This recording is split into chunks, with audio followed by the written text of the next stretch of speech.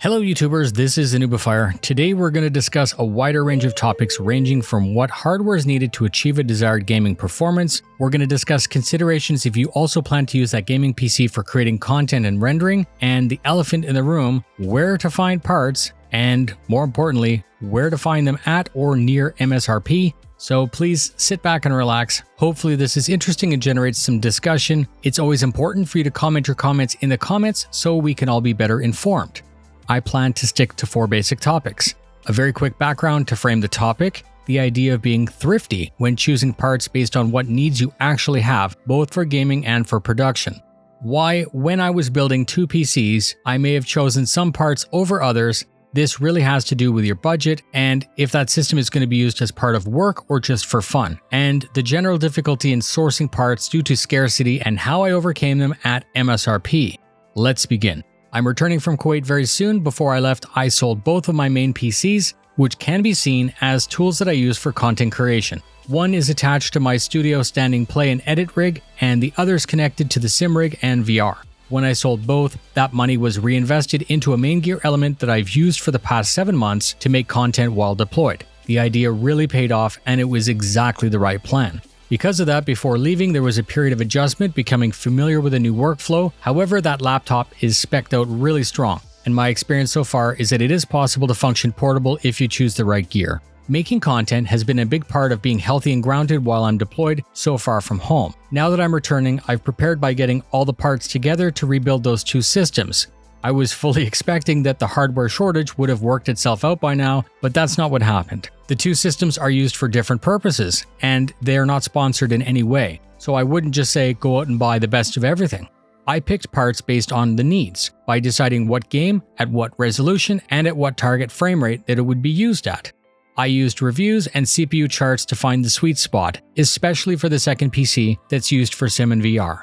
I'm going to start by laying out the main system. I was always an Intel fanboy, but that ended with my upgrade from a 9900K to a 3950X. AMD has been able to offer a better all-around package with their CPU design and 7nm fabrication. Even more recently, the 5000 series, specifically the 5900X and the 5950X, are powerhouses, if you can find one, but more on that later.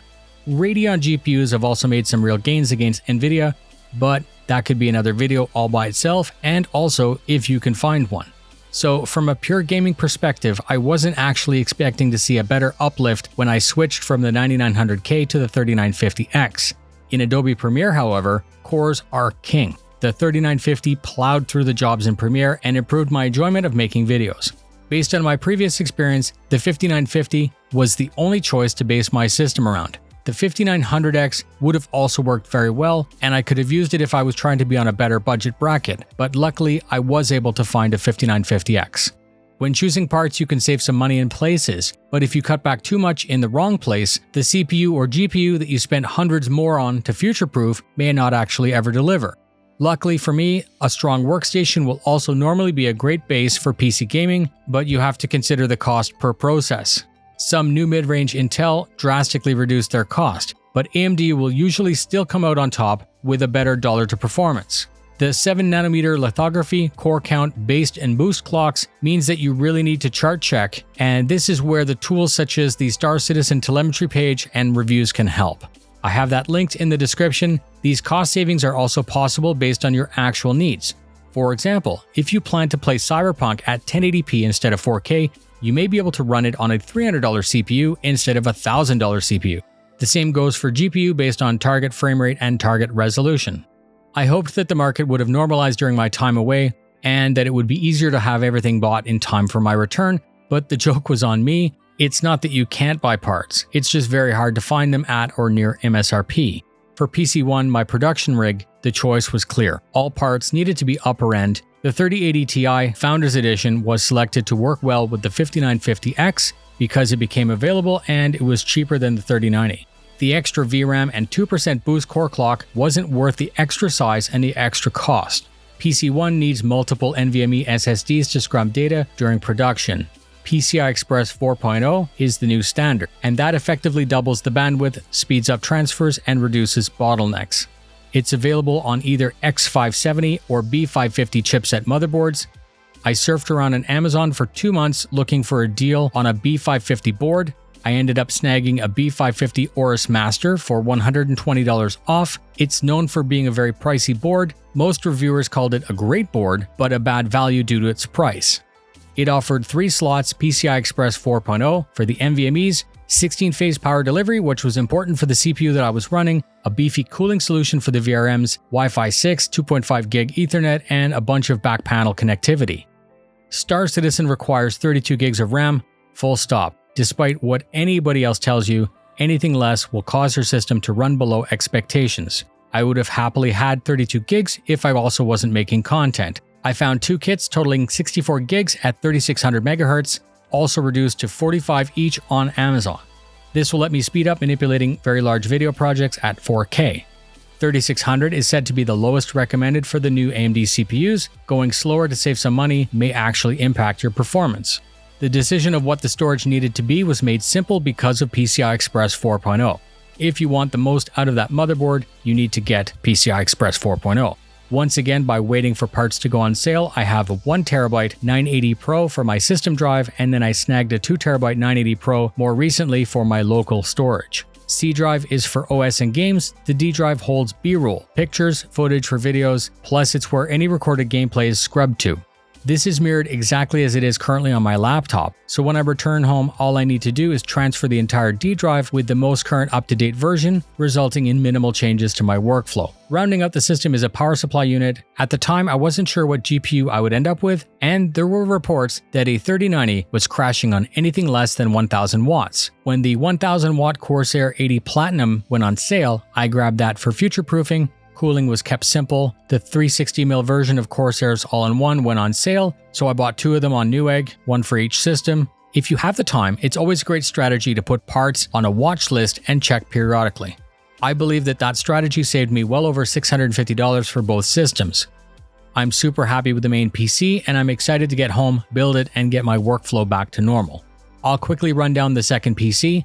Based on the requirements for it, the types of games, the target resolution, those parts were chosen more basic. PC2 exists solely to run Valve Index VR for DCS and driving sim. PC2 offers a place to test new and old gear, either seated in a chair or built into a sim pit. Here I also get to see how performance scales based on hardware and a bunch of other benefits. I will never render videos here, and it's unlikely to draw at 4K in the near future. For economic reasons, I researched and chose a 5600X, which according to my charts is going to run everything without a bottleneck at a more reasonable $300 MSRP.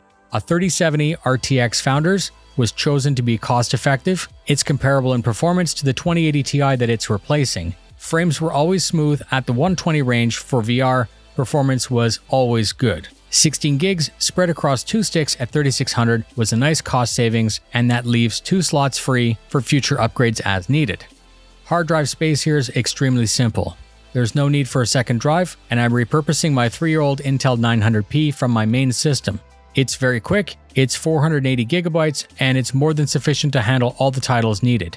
It slots directly into a PCI port, which means it'll free up 1 NVMe. I was able to save some money here on a more basic motherboard. The less expensive Aorus 550 Elite has a single NVMe SSD, which is going to be left blank for future-proofing. I also picked that up when it was on sale for $45 less than standard. The power supply for that system is a very efficient 850 watt 80 titanium Corsair. This will keep the sound and heat way down while providing for future upgrades. The resulting system will operate silently, which is important based on where I have it. I hope this rundown of what was bought and why these parts were chosen was helpful, but now I'm going to cover how and where I bought them. We already spoke about adding parts to your Amazon cart and waiting for them, resulting in cost savings. But specifically, how did I get my hands on a 5950X, a 3070 Founders, a 3080 Ti Founders at MSRP? You can track stores constantly by trying to anticipate restock schedules, going through checkout quickly, and hoping that the parts ship and the order isn't cancelled. But I've used 2 other methods. The first was to buy a PC from a PC builder, Main Gear specifically. I knew I wanted a 5950X or a 5900X, and I also wanted a 5600X. I also wanted either a 3090, a 3080 Ti, or a 3080, plus I wanted a 3070. The 3080 Ti and the 5600X were available elsewhere, So by buying the most basic SKU for main gear, which is a Vive, then upgrading the CPU and GPU, you can complete the order and get the parts you want. So now you're saying that this is totally stupid and a big ordeal just to buy some computer parts. When you actually price this out against the cost of the scalp parts, this plan still comes out way better. As I'm building a new system for my wife's office anyways, the extra parts are being used there. I'm going to get a cheap AMD CPU with integrated graphics, a stock cooler, and her new system is done, operating system and all. For what it's worth, I have the link to Main Gear in the video description if you want to check it out for yourself as an option. They helped me get the 5950X and the RTX 3070 Founders. For the 3080 Ti, I'm on good terms with the local computer store in Ottawa. I contacted them 2 weeks before the 3080 Ti went live and offered to put $1,200 down that day for them to reserve one. They agreed, the money was sent, a receipt was received, and they're expecting stock before I return. When it arrives, we still have curbside pickup due to COVID. I'm going to pay any remaining balance. My wife will be able to pick it up in time for my return. So in closing, it's frustrating to buy computer parts now, but hopefully you found the video at least entertaining if not helpful. I'm super excited that the tour is basically over in a month. I have a bunch of fresh topics and hardware reviews being fleshed out, including build logs for the PCs, some content on a new drone that I picked up, new joysticks, new sim gear, 3D printer projects, playing Star Citizen, and others. Thank you very much for spending your time with me. Fly safe, and I'll see you in the verse.